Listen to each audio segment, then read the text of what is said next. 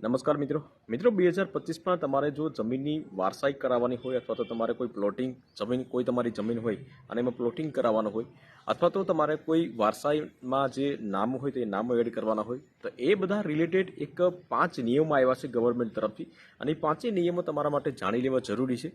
જો નિયમોને તમે નહીં જાણો તો તમને આવનારા સમયની અંદર દંડ ભરવો પડી શકે છે। તો કયા કયા 5 નિયમો છે એના વિશે આપણે વિગતવાર વાત કરીશું। તો વિડીયોને લાસ્ટ સુધી જોતા રહેજો। તો ચાલો શરૂ કરીએ। તો સૌપ્રથમ પહેલા નિયમની વાત કરીએ આપણે તો 7/12 ની અંદર જે વ્યક્તિનું નામ હોય मतलब કે ખાતેદાર હોય વારસદાર હોય અને અચાનક એનું મૃત્યુ થયું હોય તો ત્યાર પછી એના સીધી લીટીના જે વારસદાર હોય એમાં પછી દીકરો હોય દીકરી હોય કે કોઈ પણ વ્યક્તિ હોય તો એ તમામના નામ ચડાવવા કમ્પલસરી છે, ફરજિયાત છે। एक पण व्यक्ति होय तो एनुं नाम तमारे निकली शके नहीं अथवा तो तमे कढावी नहीं शको। दीकरीना लग्न थया होय तो पण तमारे नाम एड करवुं एक वखत पहली वखत ज्यारे वारसाई करो त्यारे नाम एड करवुं जरूरी छे। त्यार पछी तमारे नाम करवा कमी करवा होय तो तमे करी शको छो, परंतु पहली वखत तमारे नाम बधाना नानामां नानो सगीर वयनो बाळक होय ते मोटामां मोटा कोई व्यक्ति होय तो ए बधाना नाम तमारे चढ़ाववा जरूरी छे। आ एक 2025 जे 5 नियमों छे एमांनो पहेलो नियम आ छे।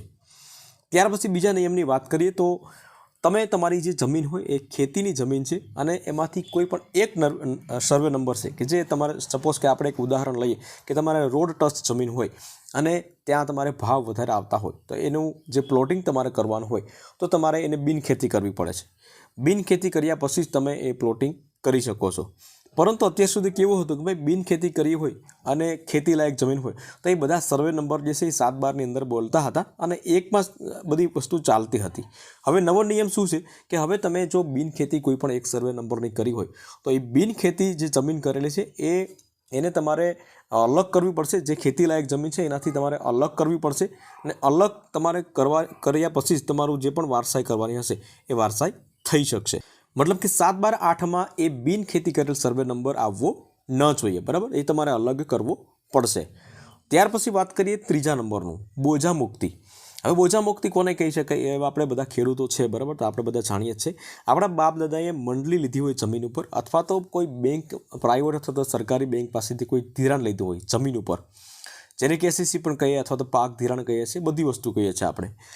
तो ए धिराण जे छे ए लई अने अचानक कोई जे वारसदार होय आपणा बाप दादा होय तेनुं मृत्यु थई गयुं होय तो मृत्यु थयुं त्यार पछी तमारे वारसाई कराववानी होय छे कि भाई एना वारसाई केटला छे कि भाई एटला वारसो 2 वारसाई छे अथवा तो 3 जणा छे कि 4 जणा छे, बराबर। तो वारसाई तो जे ते समये तमारे कराववानी होय तो त्यारे थई जशे, त्यारे तमारे बोजा मुक्तिनी कंई जरूर नहीं पड़े। परंतु वारसाई कर्या पछी पण तमारे भविष्यनी अंदर क्यारे पण तमारे ए खाता अलग करवाना होय। दाखला तरीके 4 भाई होय अथवा तो 2 भाई होय तो ए 2 अलग अलग थवा मांगता होय त्यारे ए खाता अलग करवा पड़े छे अने खाता अलग करवा माटे तमारे ए बोझा जे छे बोझो जे छे ए मुक्त करवो पड़शे। मतलब के तमारे जे पण जे भंडोळ भाग धिराण लीधुं होय अथवा तो मंडली लीधी होय ए भरी अने तमारे जे ते बेंकमांथी नोडियो लेवानो होय छे ने नोडियो शुं होय छे, नोडियो कोने कहेवाय छे के नोडियो जे छे कि भाई आ जमीन उपर कोई पण हवे सरकारी लेणुं नथी, આવી રીતના બોજા મુક્તિનો એક દાખલો તમને કાઢી આપશે અને એક બોજા મુક્તિનો દાખલો છે એ તમારે મામલતદાર કચેરીએ આપવાનો રહેશે અને મામલતદાર કચેરીએ આપશો ત્યાર પછી જ તમારે લગભગ 90 દિવસની અંદર બોજા મુક્તિ થાય છે। 7/12 ની અંદર બેંકના તારણમાં છે અથવા તો સરકારી બોજાના તારણમાં છે એવું લખેલું હોય છે, બરાબર। તો એ કમી કરવા માટે થઈને તમારે બોજા મુક્તિનો દાખલો મામલતદાર કચેરીએ આપવાનો હોય છે અને ત્યાર પછી જ તમારી બોજા મુક્તિ થાય છે। ચોથા નિયમની વાત કરીએ આપણે તો વારસાઈ વિલંબમાં 1000 રૂપિયાનો દંડ।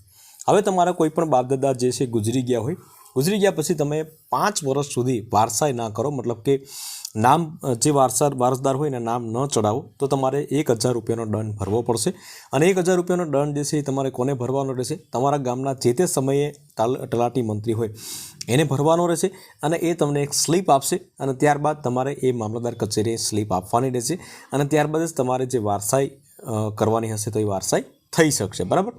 तो 5 वर्ष पहला तमारे वारसाई करशो तो तमारे 1000 रुपयानो जे दंड भरवानो छे ए नहीं आवे, परंतु 5 वर्ष पछी तमे जो वारसाई करावशो तो तमारे 1000 रुपयानो दंड भरवो पड़शे। आ चौथो नियम छे।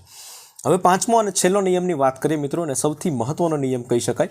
सगीर वय मतलब के 17 वर्षथी नीचेनी जे कोई पण व्यक्ति होय, छोकरी होय छोकरो होय तो जे होय तो ए वारसाई माटेनो नियम जे छे ए नवो बार पड्यो छे। હવે નિયમ આપણે સમજીએ મિત્રો કે કોઈ પણ વ્યક્તિ હોય કે જે યંગ હોય અને એનો પુત્ર જે છે કોઈ વારસદાર જમીનનો કોઈ વારસદાર હોય, એના પુત્ર એના દીકરી અથવા તો દીકરો સગીર વયના હોય, દાખલા તરીકે 17 વર્ષથી નીચેના જે કોઈ બાળકો હોય અને જે વારસદાર જમીનનો વારસદાર હોય એ અચાનક મૃત્યુ પામ્યો હોય, તો મૃત્યુ પામ્યો હોય ત્યાર પછી બધાની વારસાઈ થાય છે. મૃત્યુ પામ્યા પછી જે એમાં સગીર વયના જે બાળકો હોય એની પણ વારસાઈ થાય છે, મતલબ કે વારસદારમાં એના નામ આવે છે. પતિ પત્ની અને એના બાળકો જે હોય, પતિ તો એક્સપાયર થઈ ગયા હોય પરંતુ એની જે પત્ની હોય એના બાળકો હોય તો એ બધાના વારસદારમાં નામ આવે છે. પરંતુ ભવિષ્યની અંદર એ જે પત્ની હોય અથવા તો એના વારસદાર જે કોઈ પણ વ્યક્તિ હોય, જેના કાકા બાબાના કોઈ વારસદાર હોય, એ જમીનને વેચવા માગે છે.